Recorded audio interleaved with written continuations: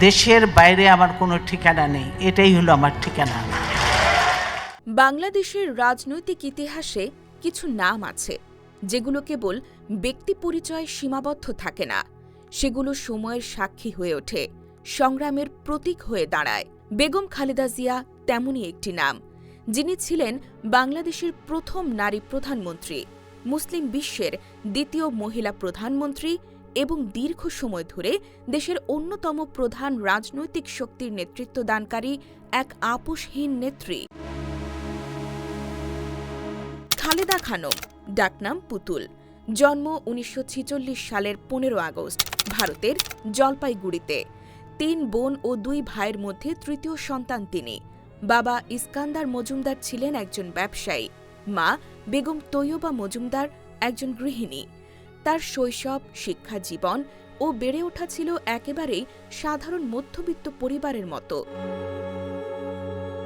রাজনীতি তখনও তার জীবনের কেন্দ্রে ছিল না। ১৯৬০ সালের আগস্টে তার জীবন বাঁক নেয় ক্যাপ্টেন জিয়াউর রহমানের সঙ্গে বিবাহ বন্ধনে আবদ্ধ হওয়ার মধ্য দিয়ে। জিয়াউর রহমান তখন পাকিস্তান সেনাবাহিনীর একজন চৌকস কর্মকর্তা। দাম্পত্য জীবনের শুরুতে তিনি ছিলেন পুরোপুরি একজন সংসারমুখী নারী। স্বামীর চাকরির সূত্রে পশ্চিম পাকিস্তান, করাচি ও পরে চট্টগ্রাম জীবনের নানা অধ্যায় কেটেছে স্থানান্তরের মধ্য দিয়ে।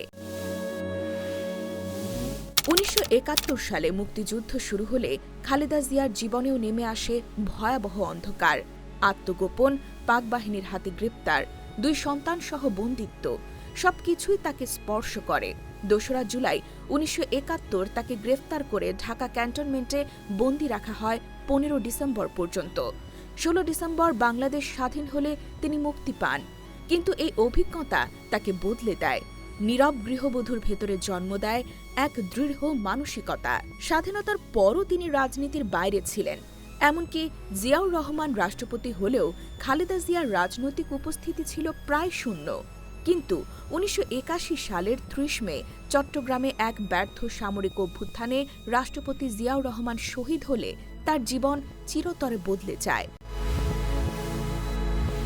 স্বামী হারানোর শোককে শক্তিতে রূপ দিয়ে তিনি এগিয়ে আসেন রাজনীতির ময়দানে। বিএনপির নেতাকর্মীদের আহ্বানে ১৯৮২ সালের ৩রা জানুয়ারি তিনি বাংলাদেশ জাতীয়তাবাদী দলে যোগ দেন। এর কিছুদিন পরে সেনাপ্রধান হুসেইন মোহাম্মদ এরশাদ ক্ষমতা দখল করলে খালেদা জিয়া তার বিরুদ্ধে প্রকাশ্যে অবস্থান নেন। ১৯৮৩ সালে তিনি বিএনপির সিনিয়র ভাইস চেয়ারম্যান হন এবং পরবর্তীতে দলের ভারপ্রাপ্ত চেয়ারম্যানের দায়িত্ব নেন। ১৯৮৪ সালের ১০ মে বিনা প্রতিদ্বন্দ্বিতায় তিনি বিএনপির চেয়ারপারসন নির্বাচিত হন। তার হাত ধরেই বিএনপি একটি পূর্ণাঙ্গ, সুসংগঠিত ও শক্তিশালী রাজনৈতিক দলে পরিণত হয়। এরশাদ বিরোধী আন্দোলনে তার নেতৃত্ব ছিল আপোষহীন। ৭ দলীয় ঐক্যজোট গঠন, বারবার গ্রেপ্তার, রাজপথে সংগ্রাম সবকিছুর মধ্য দিয়েই তিনি সামনে থেকে নেতৃত্ব দেন। ১৯৮৭ সালে শুরু হয় এরশাদ হটাও আন্দোলন। অবশেষে দীর্ঘ ৮ বছরের একটানা আন্দোলনের পর ১৯৯০ সালে স্বৈরাচারের পতন ঘটে। ১৯৯১ সালের ২৭ ফেব্রুয়ারি অনুষ্ঠিত জাতীয় সংসদ নির্বাচনে বিএনপি একক সংখ্যাগরিষ্ঠতা অর্জন করে। বেগম খালেদা জিয়া বাংলাদেশের প্রধানমন্ত্রী হিসেবে দায়িত্ব নেন। তার নেতৃত্বেই দেশে পুনঃপ্রতিষ্ঠিত হয় সংসদীয় সরকার ব্যবস্থা। এই অর্জন তাকে ইতিহাসে অনন্য করে তোলে। পরবর্তীতে রাজনৈতিক টানাপোড়েন, তত্ত্বাবধায়ক সরকার আন্দোলন, ক্ষমতা হারানো ও পুনরুদ্ধার সব মিলিয়ে তার রাজনৈতিক জীবন ছিল উত্থান পতনে ভরা। ২০০১ সালে ৪ দলীয় ঐক্যজোটের নেতৃত্বে আবারও তিনি প্রধানমন্ত্রী হন এবং ২০০৬ পর্যন্ত দায়িত্ব পালন করেন। ক্ষমতার বাইরে যাওয়ার পর তার জীবনে শুরু হয় কঠিন সময়। মামলা, গ্রেফতার, কারাবরণ, গৃহবন্দিত্ব সবকিছুই আসে একের পর এক। ২০১০ সালে সেনানিবাসের বাসা থেকে উচ্ছেদ তার রাজনৈতিক জীবনের অন্যতম আলোচিত ঘটনা হয়ে ওঠে। ২০১৮ সালে সাজা রায়ের মাধ্যমে তাকে কারাগারে পাঠানো হয়। দীর্ঘ সময় কারাবন্দী থাকার পর অসুস্থতার কারণে নির্বাহী আদেশে বাসায় চিকিৎসা নেওয়ার সুযোগ পান। ২০১৪ সালের নির্বাচন বর্জনের মধ্য দিয়ে তিনি বিরোধী দলীয় নেত্রীর সাংবিধানিক অবস্থানও হারান। এরপর থেকে সক্রিয় রাজনীতিতে তার উপস্থিতি ক্রমশ সীমিত হয়ে আসে।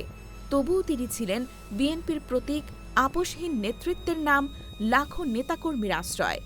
একজন নারী হিসেবে পুরুষ শাসিত রাজনীতিতে টিকে থাকা 2 দশকের বেশি সময় দল পরিচালনা, বারবার দমন পীড়নের মুখেও মাথা নত না করা, এই সব কিছু মিলিয়ে বেগম খালেদা জিয়া শুধু একজন রাজনীতিবিদ নন, তিনি এক অধ্যায়। অবশেষে দীর্ঘ বর্ণাঢ্য, সংগ্রামী ও ঘটনাবহুল জীবনের অবসান ঘটিয়ে আপোষহীন নেত্রী বেগম খালেদা জিয়া মৃত্যুবরণ করেছেন। তার মৃত্যুতে বিএনপি হারিয়েছে তার চেয়ারপারসনকে, আর বাংলাদেশ হারিয়েছে তার রাজনৈতিক ইতিহাসের এক শক্তিশালী চরিত্রকে।